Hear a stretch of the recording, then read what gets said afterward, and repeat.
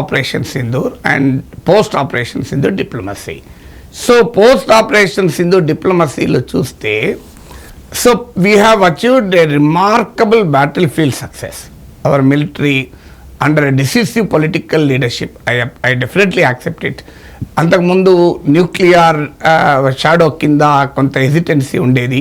Even Vajpayee టైంలో కూడా, కార్గిల్ వార్లో కూడా ఎల్ఓసి దాటకూడదు అనేది విధానము. అది కాంగ్రెస్ గవర్నమెంట్ అయినా లేకపోతే ఈవెన్ బీజేపీ గవర్నమెంట్ అయినా. సో ఇంత బ్యాటిల్ ఫీల్డ్ అడ్వాంటేజ్ వచ్చింది, పాకిస్తాన్ మనం ఓడించాం. కానీ డిప్లొమసీలో చూస్తే ఒక బాధతో చెప్పేది ఏంటంటే, సో మనకు అమెరికా సపోర్ట్ చేస్తుంది అనుకున్నాం, కానీ America shown its duplicity. I love Pakistan అంటున్నాడు ట్రంప్. తర్వాత మనకు చైనా ఎలాగూ సపోర్ట్ చేయదు, బికాజ్ మనం క్వాడ్లో చైనా వ్యతిరేక అమెరికా నాయకత్వ కూటమిలో ఉన్నాను. సో రష్యా పాత సోవియట్ యూనియన్ లాగా మనకేమీ ప్రోయాక్టివ్గా సపోర్ట్ చేయలేదు, పాకిస్తాన్ 1971 వార్ లాగా. European powers were obviously complacent. Foreign minister Jaishankar అన్నట్లు they were preachers, not partners. So not a single big power supported India openly. Even Pahalgam దాడుల మీద యుఎస్ రెజల్యూషన్లో ద రెసిస్టెంట్ ఫ్రంట్ పేరు కూడా చెప్పలేదు, మళ్ళీ ఇప్పుడు ఏదో టెర్రరిస్ట్గా డిసిగ్నేట్ చేశారు. So on the contrary, Pakistan got Chinese support, Turkey support, America Trump support కూడా తర్వాత కాలంలో వచ్చింది. So how do you see military battlefield సక్సెస్తో పోలిస్తే డిప్లొమాటిక్ సక్సెస్లో ఎక్కడో డిఫరెన్స్ కనబడలేదా? కాబట్టి ఆపరేషన్ సింధూర్ నుంచి నేర్చుకోవాల్సిన గుణపాఠాల్లో ఒక పెద్ద గుణపాఠం ఏమంటే, పెద్ద లెసన్ ఏమంటే, ఇవాళ మనము ఒక కొత్త ప్రపంచంలోకి ఎంటర్ అయినాం. ఈ కొత్త ప్రపంచంలో యుద్ధాల యొక్క నేచర్ కూడా వేరే విధంగా ఉంటుందండి. ఇప్పుడు ఈ యుద్ధంలో ఎవరు గెలిచారు, ఎవరు ఓడిపోయారు అనేది మీరు నిర్ణయం చేయలేరండి. అంటే నేను ఈ ఆపరేషన్ సింధూర్ గురించి చెప్పడంలే, ఓవరాల్గా ఇవాళ యుద్ధంలో సైనికుడు ఎదురు పడరు అసలు. It's a war which is fought using technologies. ఇటువంటి యుద్ధంలో రంగంలో మనం ప్రవేశించాం. కాబట్టి ఈ యుద్ధంలో ఒకటి ప్రత్యక్ష యుద్ధము, దాంట్లో మనము ఏం చేస్తామన్నది ఒకటి. రెండోది ప్రచార యుద్ధము, విచ్ ఈస్ కాల్డ్ పబ్లిసిటీ, దాని తర్వాత పర్సెప్షన్ బిల్డింగ్. ఇది కూడా చాలా ఇంపార్టెంట్ రోల్ ఇవాళ ఉన్నది. కొంతమంది క్రిటిసిజం అది చాలా సత్యుదరం ఏమి కాదు, పర్సెప్షన్ వార్లో బహుశా మనం వెనకబడుతున్నామా అనేది. అయితే ఇందులో మనం పాకిస్తాన్ యొక్క సఫలతను కూడా మరి ఎగ్జాజరేట్ చేయకూడదు. కొంతమంది పాకిస్తాన్కి చాలా మంచి ఒపీనియన్ అంటున్నారు, అది చాలా తప్పు. అది ఎక్కడా లేదు, ప్రపంచంలో ఎక్కడా పాకిస్తాన్కి సంబంధం లేదు. బట్ ఇవాళ వరల్డ్ ఏమంటే, సో ఇండియన్ సక్సెస్ నేను చెప్తున్నా. ఇవాళ పాకిస్తాన్ వైపు 2 దేశాలు ఎప్పుడు నిలబడున్నాయి, చైనా, టర్కీ. వాళ్ళతో నిలబడింది, మనతో ఇజ్రాయెల్ నిలబడింది. ఇజ్రాయెల్ ఓపెన్గా పాకిస్తాన్కి వ్యతిరేకంగా స్టేట్మెంట్ ఇచ్చింది. బట్ బియాండ్ దట్ మన ఎంపీలు ప్రపంచంలో అనేక దేశాలకు వెళితే అన్ని దగ్గరలో టెర్రరిజంకి భారతదేశం ఎలా విక్టిమ్ అవుతున్నది, దీని విషయంలో అందరి యొక్క సమర్థన భారతదేశానికి వచ్చింది. అయితే ఎక్స్పెక్టేషన్ ఏంటి మనందరిది? వాళ్ళు పాకిస్తాన్ని దోషిగా నిలబట్టలేదు కదా. నాగేశ్వర గారు మిమ్మల్ని ఒక ప్రశ్న అడుగుతా. 2008లో ముంబై అటాక్స్ జరిగాయి.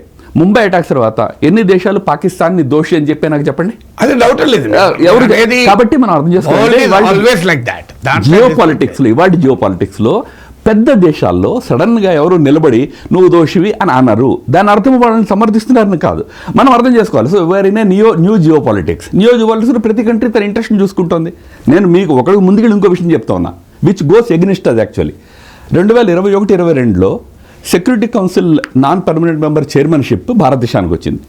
అప్పుడు ఓటింగ్ జరిగినప్పుడు 193 దేశాలు మెంబర్ కంట్రీస్ ఉంటే 184 దేశాలు మనకి సపోర్ట్ చేశాయి. మొన్న 10 రోజుల క్రితం పాకిస్తాన్ ఆ చైర్మన్షిప్ కంటెస్ట్ చేస్తే 193 కంట్రీల్లో 182 కంట్రీలు సపోర్ట్ చేశాయి. ఎందుకైంది? ఎందుకంటే that is the geo politics today. Countries Asia నుంచి ఒకే దేశం నిలబడుతుంది, పాకిస్తాన్ నిలబడింది, అయితే సపోర్ట్ చేయాలి, లేకపోతే వాకౌట్ చేయాలి. మనం వాకౌట్ చేసాము, కంట్రీలు చేస్తే సపోర్ట్, చలో ఆసియా నుంచి మనకి ఒక కంట్రీకి సపోర్ట్ చేయాలి. కాబట్టి దాన్ని పాకిస్తాన్ యొక్క దుష్ట రాజకీయాలను కానీ దుశ్చరిత్రను కానీ సపోర్ట్ చేసినా అనుకోవడానికి వీల్లేదు. మనము మన ప్రయత్నం చేశాము, టెర్రరిజం పట్ల ఒక అభిప్రాయాన్ని నిర్మాణం చేసే ప్రయత్నం చేశాము. 2008 నుంచి చేస్తున్నాం. 2008 ఇన్సిడెంట్లో అయితే మనము పూర్తి ఎవిడెన్స్ ఇచ్చామండి, ఆడియో ఎవిడెన్స్ ఇచ్చాము, మొత్తం ఇచ్చాము. ఇచ్చిన కారణంగా FATF పాకిస్తాన్ వెంటబడింది. కానీ పాకిస్తాన్ దోషి అని ఏ దేశం నిలబడి గట్టిగా చెప్పలే. That is the geopolitics. We have to understand. That is another lesson from Operation Sindoor. అంటే మీరు ఇంట్రెస్టింగ్ పాయింట్ చెప్పారు రామదారు యుద్ధం గురించి. I read your article in Indian Express where you quoted a Chinese scholar how to win a war without fighting the war. So కొంత మన main stream discussion నుంచి కాస్త ఉంటే కెన్ యూ ఎక్స్ప్లెయిన్ దాట్?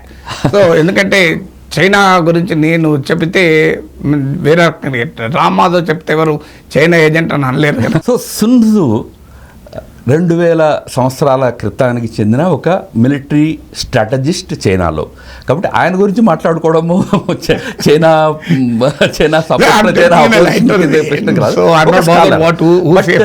సున్ Tzu is a very important scholar for current day Chinese leadership అండి. ఎందుకంటే అతను అనేక సూత్రాలు చెప్పాడు. ఉదాహరణకి నువ్వు ఒక లక్ష్యాన్ని ఛేదించాలనుకుంటే 5 టార్గెట్స్ని పెట్టుకోమంటాడు ఆయన. 5 టార్గెట్స్ని పెట్టుకో, కన్ఫ్యూజ్ చేయి నీ శత్రువుని, నీ టార్గెట్ ఏంటో నువ్వు క్లియర్గా ఉండు, దాన్ని నువ్వు అటాక్ చేయాలి. సో చైనా చేస్తూ ఉంటుంది. ఇప్పుడు మీరు అన్నారే చైనా నేపాల్కి వెళ్ళగానే మనం ఎవరే నేపాల్ చైనా కప్ చేసిన వాడు ఈలోగా మాల్డీవ్లో ఉంటాడు, ఇంకో దగ్గర ఉంటాడు, మన అలా ఉంచి మన దగ్గర ఎదురు చేస్తాడు మాట చివరికి వచ్చి. So we have to understand China from that civilisational lens. ఆ ఉద్దేశంలో సున్ త్జు ఒక మాట చెప్పాడు, winnowing wars without waging battles is the real war strategy అంటాడు ఆయన. నువ్వు యుద్ధాన్ని గెలవాలి కానీ నిజంగా నువ్వు ఫీల్డ్ యుద్ధం చేయకూడదని. చైనా అందులో చాలా మాస్టరీ చేసింది. చైనా ఏం చేస్తుంది, ఇతర దేశాలను వాడుకుంటుంది. ఇప్పుడు పాకిస్తాన్ని వాడుకుంటుంది మనకి ఎగ్నిస్ట్గా. పాకిస్తాన్ మనతో యుద్ధం చేసిందంటే మొన్న 4 రోజులు చైనా టెక్నాలజీనే యూజ్ చేసుకుని చేసింది. ఎందుకు టర్కీ కూడా ఇంపోర్ట్ చేస్తున్న ఆర్మ్స్లో 81% చైనా. సో చైనా యొక్క స్ట్రాటజీ ఆ విధంగా ఉంటుంది, మనం జాగ్రత్తగా ఉండాలా. ఆ ఉద్దేశంతో నేను సున్ త్జుని కూడా కోట్ చేశాను. అంటే China is a civilisational state, మనం గుర్తుపెట్టుకోవాలి. Civilisational states come with their own memories. వాళ్ళకు ఒక సివిలైజేషనల్ బిహేవియర్ ఉంటుంది. ఉదాహరణ మనం అనుకోండి, మన దేశము వ్యవహరించే విధానము మన యొక్క సివిలైజేషనల్ క్యారెక్టర్ కారణంగా వచ్చిందండి. నెహ్రూ గారు 1971 వరకు కొట్లాడి చైనాకి యునైటెడ్ నేషన్స్లో మెంబర్షిప్ ఇప్పించారు, పెర్మనెంట్ మెంబర్ చేయించారు. అంతకుముందు తైవాన్ ఉండేది పెర్మనెంట్ మెంబర్గా. నెహ్రూ గారు గొడవ చేసి ఇప్పించారు, తైవాన్ కాదు చైనాకి ఇవ్వాలని. అది ఏకుమేకే కూర్చుంది ఇవాళ. కానీ మనం ఎందుకు చేసాం మనకి తెలీదా చైనా మనకి ఎగ్నిస్ట్ అని? ఎందుకు చేసామంటే మన స్వభావం, అరే వాడు మనకి శత్రువైనా మనం వాడిని శత్రువుగా చూడండి రా వాడికి. That is our civilisational behaviour. దాంట్లో జాగ్రత్తగా ఉండాలా. ఇతర దేశాల యొక్క సివిలైజేషనల్ బిహేవియర్ని అర్థం చేసుకుని మనం వ్యవహరించాలి. అందుకోసం నేను సున్ త్జుని కోట్ చేశాను. అంటే శత్రువైనా మిత్రుడైనా వ్యూహాత్మకమే, నథింగ్ ఈజ్ పర్మనెంట్.